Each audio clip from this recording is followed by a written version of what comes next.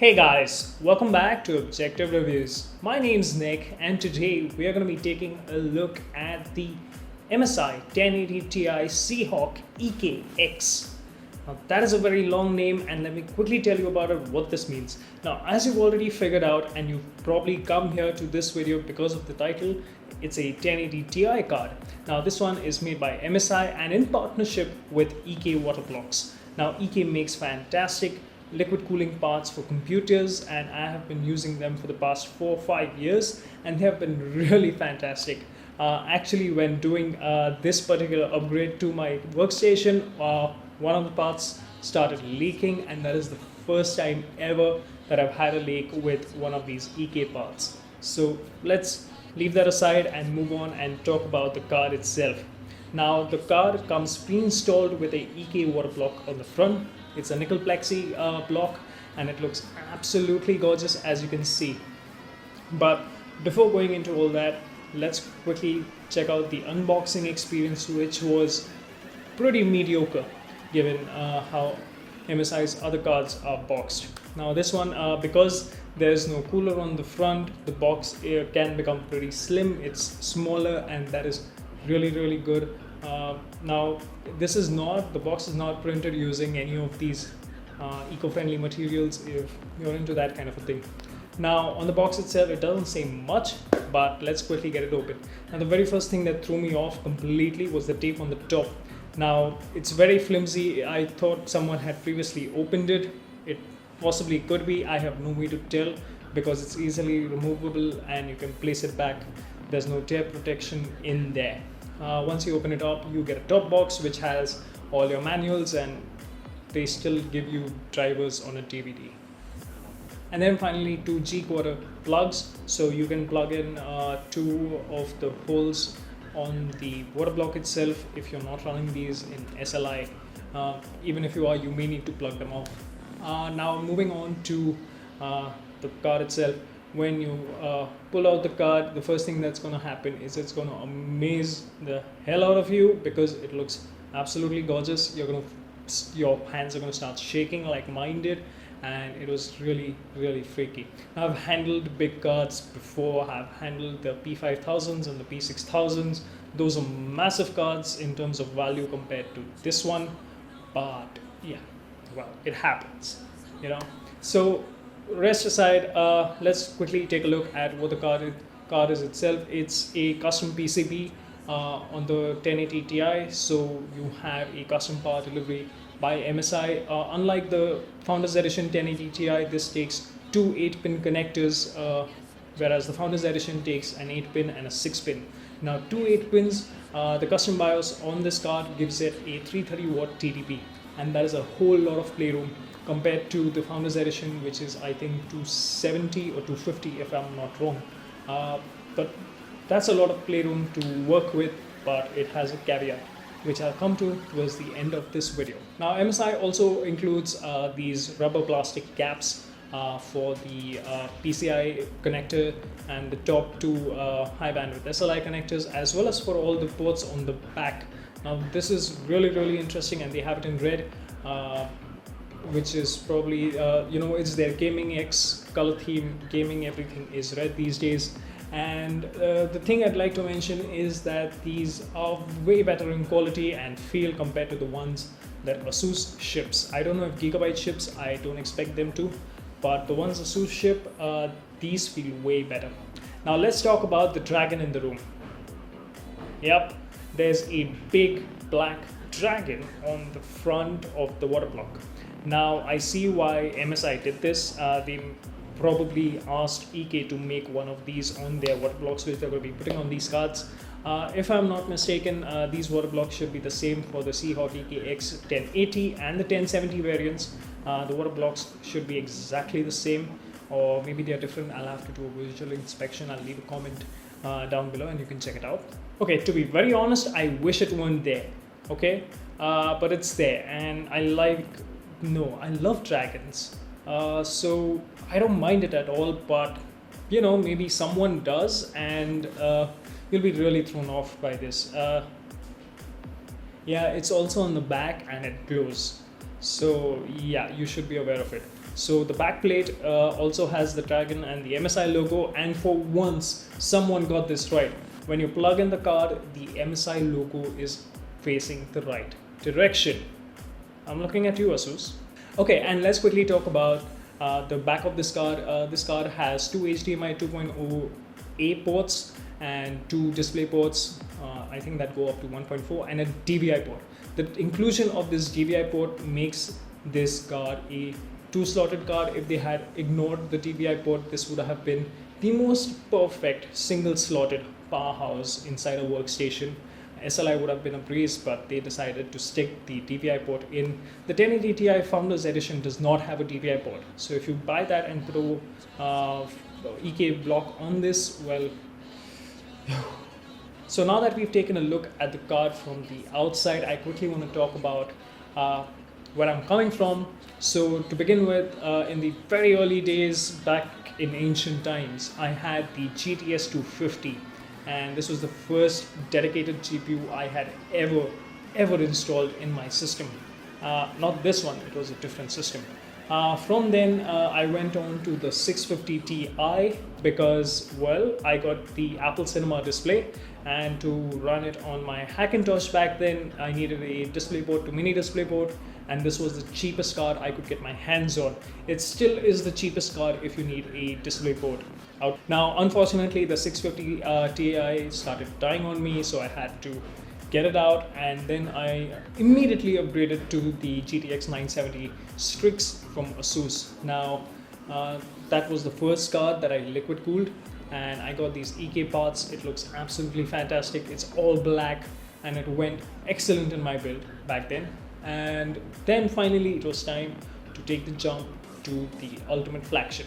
So the 1080 Ti is where we are right now, and it doesn't make sense to do a performance comparison between these four cards. It's just pointless because we all know what the output and the results are going to be. So moving that aside, let's move on to how the card looks once it's finally in there.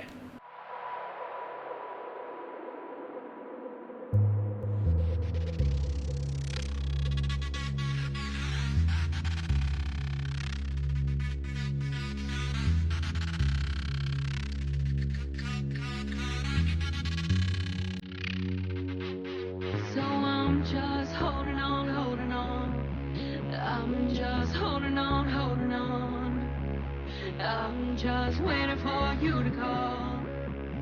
I guess I'm just holding on, holding on. I'm just holding on, holding on.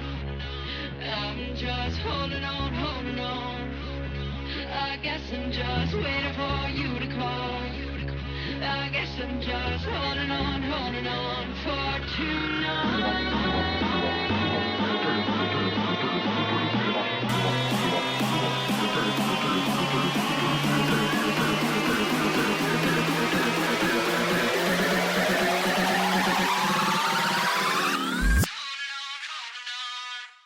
Now, as you can see in the last bit, I also changed the portion where my drain loop was. If you go back to one of my previous videos of the meta desk, you'll notice that my drain loop was first on the top, from the radiator to the Y splitter into the reservoir.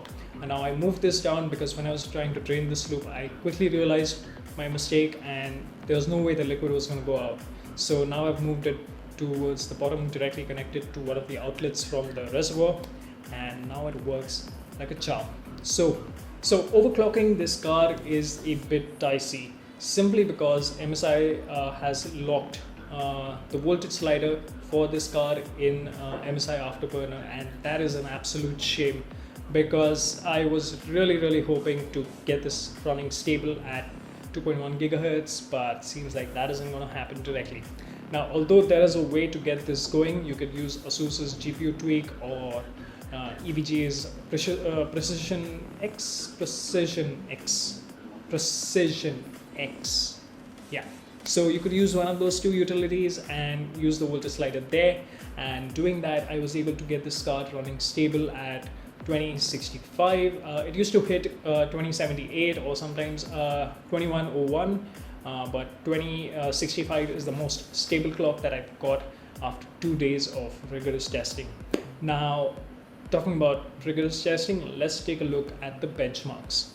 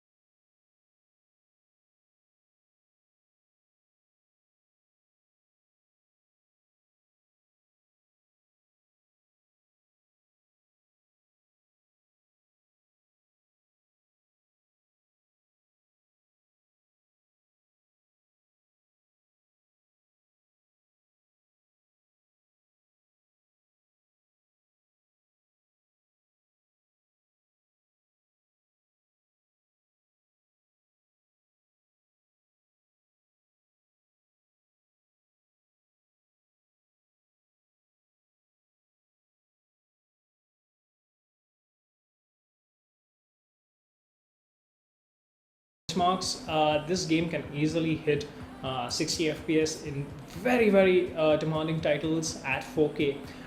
Luckily, Amazon was able to ship me a DisplayPort cable within the day, and I was able to test all of this properly at 4K 60. It was a beautiful experience. It is changing how I game. So yeah, I am loving this right now. So the benchmarks speak for themselves. I have benchmarks from some other people that I collected for these other cards that we have referenced in the benchmarks. So a big thank you to them. They asked me to not name them because, you know, NDAs and shit. So that's about the card. Now, is this the most perfect GTX 1080 Ti if you want to liquid cool? No, not yet. There are a few caveats. The very first one being the overclocking capability. MSI has really chained this card down by not allowing us to supply it a little more voltage to keep our overclocks stable, and that is a big con regarding this video, regarding this card. The second point being the power connectors. Now this card, like I mentioned before, comes with two 8-pin connectors. Now all the other cards, I think even Gigabyte has this, Gigabyte, Zotac, Asus. When you connect the power connector, the additional power connectors on the back, there are small LEDs that tell you whether it's getting enough power through those and if it's actually connected. This card doesn't have any of that, and that sometimes is a bit concerning for people who overclock and push these cards to the limits. But then going back to the first point, the voltage slider being disabled for this particular card, it kind of makes sense. MSI, I really hope you hadn't done this. I really like, this is terrible. Now moving on, the third point being, I want to talk to the guys at MSI who decided to put a backplate on this card with holes in it. Like, what were you thinking?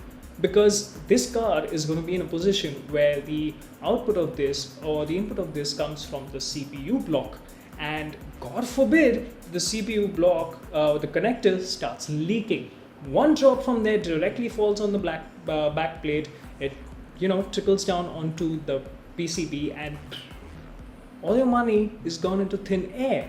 Now yes, distilled water is not electrically conductive, but over time it builds this up. It's not a whole lot, but it can happen, and if that water droplet falls on the PCB of this card, it's dead, it's gone for. What were you guys thinking?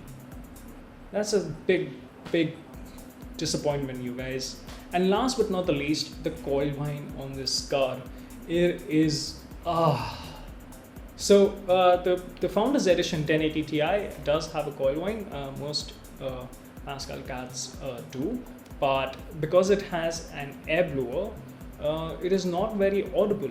Now when you go to the custom cards, which have 2 fans or 3 fans, most likely 3, it is still not very audible. But when you put a GPU water block on this, right, you have a bigger surface through which it can resonate, and the whole thing makes it very loud, and that is very disappointing. Now I did not have this issue on my GTX 970, and I'm guessing this has to do with how the water block is installed and placed and connected to the PCB. quality check on this card doesn't seem to be that high. But all of this is not definitely going to be saved by the scores this card spits out, not at all. But it is still definitely one of the best cards out there. You're going to be liquid cooling inside a custom loop in your system. Now there's a second version of this card which comes with a Corsair AIO, but I doubt it's going to be very effective because it does not cool the power supply regulators on the PCB, and that is air cooled, so your overclocking potential with that specific card is going to be very low. So yeah, that's about it. Now availability, you'll have to contact MSI or your local dealer to get one of these cards because this is not readily available in India. I'll still leave a link down below to a few places I know, and for US or UK or Canada customers, well, these are readily available at Amazon, Newegg and NCIS, I guess. So I'll leave those links down below as well.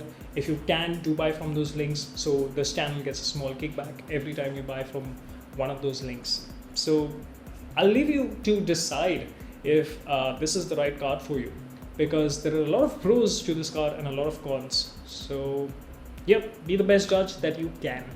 Well, this was the review of the 1080 Ti Seahawk EKX. If you liked it, hit the like button. If you disliked it, let me know down in the comments what you disliked about this video.